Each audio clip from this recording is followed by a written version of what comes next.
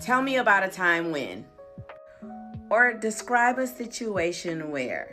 How would you handle? We dread them, don't we? Those are the beginnings of the dreaded interview questions.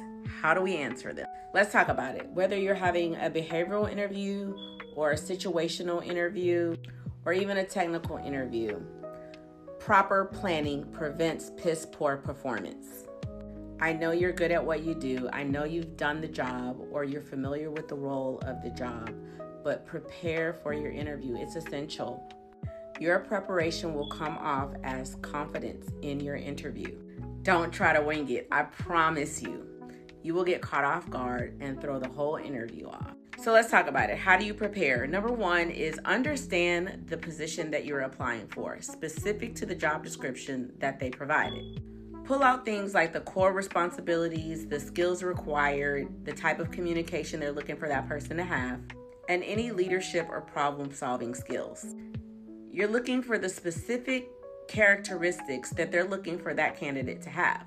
So what you're going to do from that point is pull those characteristics out of your resume or out of the roles and responsibilities you've had in your previous work experience. Write them down. I promise. Write them down. You want to write them down so that, number one, you can remember them. You also want to write them down so that you can pull examples in your previous work history or previous school experience that relate to those skills. This will help you begin to format your star stories.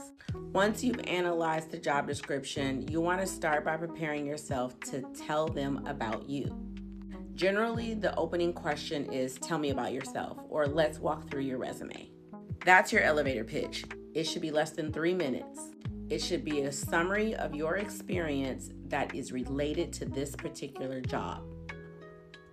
I know you have experience in everything. They don't want to know about it. They only want to know about your experience that is specifically related to this position. Trust me on that. So your elevator pitch should be what the majority of your experience has been in, how you use that experience as it relates to this position, and identify your successes or the results of using that experience. You can close it by including a line of something that motivates you or what your professional goals might be as it relates to this particular role. Once you have your introduction or your elevator pitch, you want to start to build your star stories based on those experiences that you previously picked out. So what is a star story? S is for situation. You're setting the context of that particular experience. What was that situation? Make it brief. T is for task. Explain what your responsibility was regarding that situation. A is for action. Describe exactly what you did. What steps did you take? What was your thought process? And R is for results. What was the outcome? What were the ending results of that particular situation? And make sure you're relating it directly to you. We understand that sometimes these are team projects or team efforts or team problems that are solved by a team, but they're looking for what you did specifically in that situation. Be clear, be organized, be memorable, and be evidence-based. An example might be, tell me about a time that you were at risk for missing a deadline. Your response will be S, the situation. My team was missing deadlines during a major product rollout. As a lead, I needed to restore the workflow efficiency. I redesigned our task assignments, created a shared dashboard, and held daily follow-up meetings. We ended up delivering the rollout 3 days early. We also reduced our error rate by 20%. Short and sweet. It doesn't need to be a long, drawn-out story, but you see what I did there? We talked about the situation, the task at hand, the actions I took, and the results. That is how you formulate a star story. You're going to do that for every question that they ask where it's tell me about a time or describe a time when. Remember your nonverbal communication, your eye contact, your posture, the pace of your voice, the tone of your voice, and make sure you are articulating clearly. If this is a virtual interview, make sure you're sitting near light, have a neutral background, have your camera set at eye level so that you're looking directly at them. Try not to use your hands too much and pause before speaking. When you've prepared in advance, remember it comes across as confidence. Interview confidence is essential. You can convince an interviewer to hire you based on your presence alone, your personality, your confidence. Even if you get hung up on a question, the way you respond can turn the tables for you altogether. So breathe, give yourself affirmations before the interview. I am prepared, I am qualified, I can do this. And remember, this is not a performance, this is a conversation. Give yourself a list of 3 things that you're proud of yourself for doing. These 3 accomplishments will anchor your confidence. Don't forget to ask the interviewer questions.